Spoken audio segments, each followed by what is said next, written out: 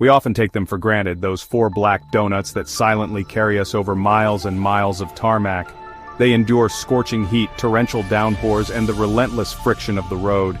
Yes, I'm talking about car tires. Ever stop to wonder how these marvels of engineering are made? It's a fascinating journey from rubber tree to racetrack. Let's delve into the intricate world of tire manufacturing. The process is a testament to human ingenuity, involving a blend of natural resources, cutting-edge technology, and meticulous craftsmanship.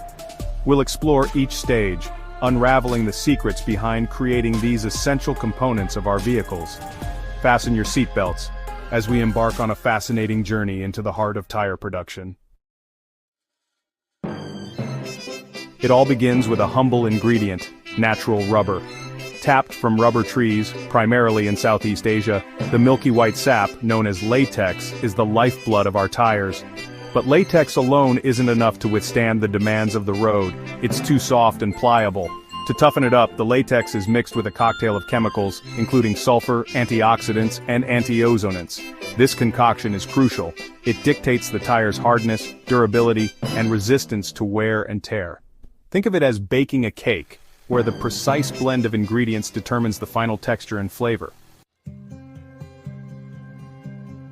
Now comes the artistry of shaping the tire. It's not just a lump of rubber, you see. It's a sophisticated structure of layers, each playing a vital role. First, there's the inner liner, a thin layer of rubber that acts as an airtight barrier, preventing air leakage from the tire. Next comes the heart of the tire, the body ply. Made of layers of rubber-coated fabric cords, typically nylon or polyester, this provides strength and flexibility. Then we have the steel belts, woven sheets of steel that reinforce the tire and help it maintain its shape under pressure. Finally, we reach the tread, the part of the tire that actually kisses the road. This layer is designed with grooves and patterns to provide grip, channel water away, and ensure a smooth and safe ride. Section 4. The vulcanization verdict, transforming from gum to grip. Now we have a tire-shaped object, but it's still soft and gooey, not ready to tackle the asphalt. This is where the magic of vulcanization comes in. Named after the Roman god of fire, Vulcan, this process involves subjecting the tire to intense heat and pressure in a massive mold.